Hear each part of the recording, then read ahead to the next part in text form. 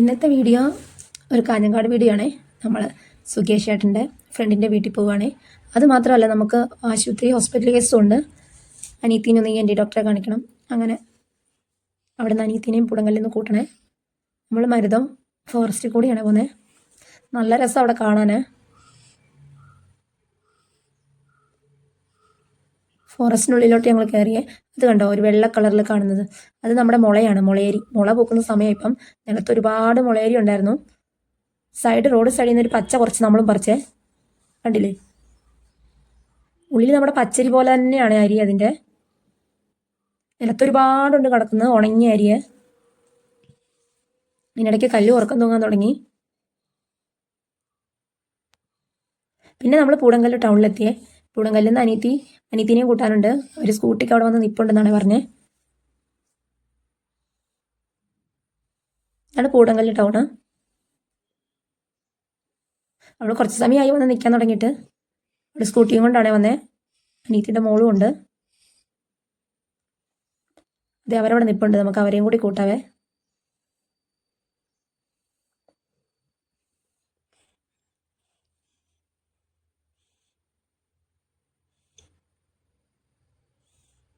അങ്ങനെ നമ്മൾ അവരെയെല്ലാം കൂട്ടിയിട്ട് നമ്മൾ പോവുകയാണ്.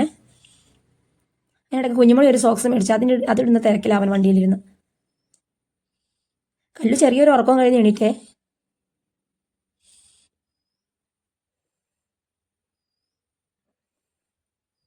ആമിക്ക് നാണം വന്നു വീഡിയോ എടുക്കുമ്പോൾ. അങ്ങനെ ഞങ്ങൾ ഹോസ്പിറ്റലിൽ എത്തി. നല്ല തിരക്കാണ് അവിടെ. കുഞ്ഞുമണി അന്നേരം ഫോൺ എടുത്തൊരു കൂട്ടുകാരനെ കിട്ടി. അവിടെ ഫോൺ നോക്കി ഇരിപ്പാണ്.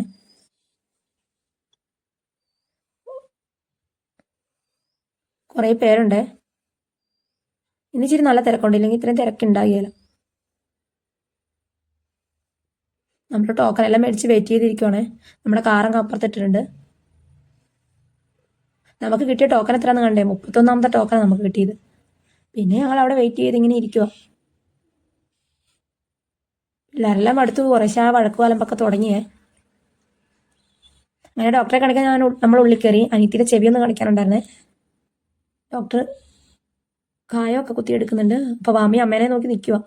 പിന്നെ നമ്മൾ അവിടെ നിന്ന് നേരെ ഭക്ഷണം കഴിക്കാൻ വേണ്ടി പോയി. പിള്ളേർക്ക് രണ്ടിനും ഓരോരോ ബിരിയാണി വാങ്ങി. ഞങ്ങൾ ചോറാണേ വാങ്ങിയത്. എനിക്ക് മാത്രമേ ചോറ് കിട്ടില്ല, അവർക്ക് ചോറ് വരുന്നതേ ഉള്ളൂ. അങ്ങനെ ഞങ്ങൾ ഭക്ഷണമെല്ലാം കഴിച്ച് നേരെ ഐഷാൾ ഹോസ്പിറ്റലിലോട്ട് പോയേ. അവിടെ പിള്ളേർക്ക് കളിക്കാനുള്ളൊരു ഇതൊരു ഗെയിം ഉണ്ടായിരുന്നു. പിള്ളേർ അവിടെ തന്നെയായിരുന്നു. അതുകൊണ്ട് കുറച്ച് വഴക്ക് കുറവുണ്ടായിരുന്നേ. കല്ലുവിനൊക്കെ നല്ലോണം ഇഷ്ടപ്പെട്ടു. അങ്ങനെ അവർ കുറേ സമയം അവിടെ കളിച്ചുകൊണ്ട് തന്നെ ഇരുന്നു. അതുകൊണ്ട് ഇങ്ങനെ ഒരു ഗെയിം കളിക്കാനുള്ളതുകൊണ്ട് അവരുടെ കാര്യത്തിൽ ഞങ്ങൾക്ക് ഒരു ടെൻഷനും ഉണ്ടായിരുന്നില്ല. പിന്നെ ഞാൻ സ്ട്രോങ് ആണെന്നൊക്കെ പിടിച്ച് നോക്കുന്നുണ്ട്.